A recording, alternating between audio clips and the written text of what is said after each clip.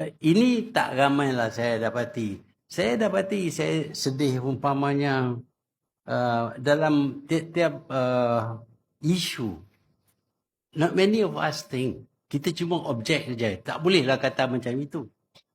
Umpamanya berkenaan dengan perkataan Allah. Kita semua tidak bersetuju perkataan Allah digunakan oleh dalam Bible. Tetapi ramai daripada kita tidak tahu usul asal perkataan Allah ini digunakan dalam Bible. I don't know how many can explain what to me. Macam mana punca perkataan Allah ini digunakan dalam Bible. Yang sebenarnya Bible asal bukan ditulis dalam bahasa Inggeris atau apa. Dia ditulis dalam bahasa Greek dan Latin. Dan dalam bahasa Greek dan Latin tidak ada perkataan Allah. Tidak ada. Lepas itu apabila datangnya Islam, dan dalam Islam diperkenalkan Tuhan itu yang bernama Allah. Kita saja yang mengguna perkataan itu. Apabila pihak penganut agama lain ingin mengembangkan agama mereka di kalangan orang yang tidak faham bahasa mereka, dan mungkin mereka faham bahasa yang menggunakan perkataan Allah untuk Tuhan, maka mereka menamakan Tuhan sebagai Allah dalam buku-buku mereka, dalam kitab-kitab mereka. Ini berlaku umpamanya di Mesir. Kerana kita tahu di Mesir, mereka betul-betul kata dalam bahasa Arab. Bible mereka juga dalam bahasa Arab. Tetapi dalam bahasa Arab tidak disebut nama Tuhan mereka selain daripada menggunakan perkataan Allah. Sedangkan orang Kristian anggap Jesus sebagai Tuhan. Ialah dia ada Trinity. The Father, the Son and the Holy Ghost. Orang Yahudi pula menggunakan perkataan Yahweh. Tuhan mereka dinamakan Yahweh. Tak ada sebut Tuhan Allah langsung. Tetapi untuk mengembangkan agama mereka di kalangan orang yang lazim memanggil Tuhan sebagai Allah, mereka menggunakan perkataan Allah.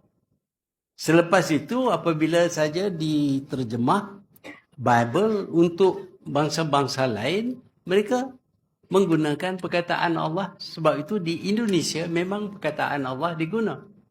Dan di Malaysia juga zaman sebelum kita merdeka, di Sabah Sarawak mereka menggunakan Bible yang sama yang menggunakan perkataan Allah.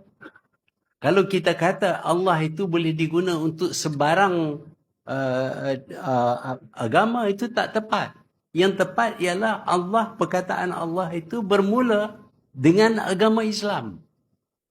Kalau ada pihak lain yang nak menggunakan nama itu, apa tujuannya selain daripada untuk menipu pemikiran, supaya orang itu anggap, oh, agama ini sama dengan agama ini. Jadi tak mengapalah kalau kita terima. Unsur penipuan itu memang ada. Sebab itu kita tidak boleh terima penggunaan perkataan Allah. Tapi yang kita tahu, kita tak bersetuju saja. Ini yang kita punya, ini kita punya. You know, we have to explain. We can explain kenapa dia bukan you punya. Ini kita punya. Mainlah.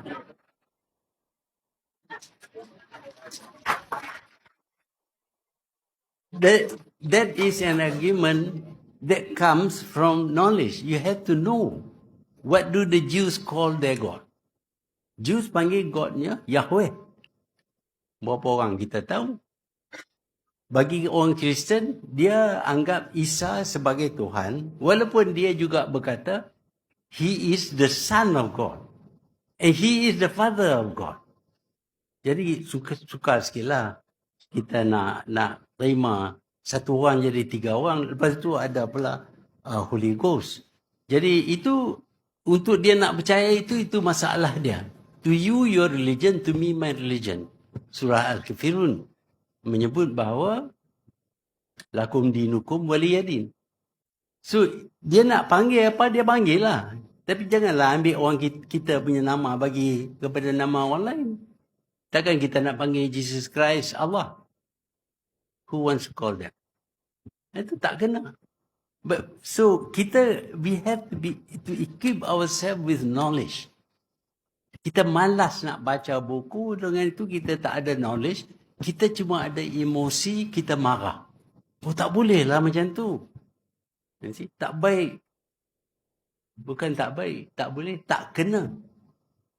The reason must be given. Then you can win an argument. That is what I think anyway.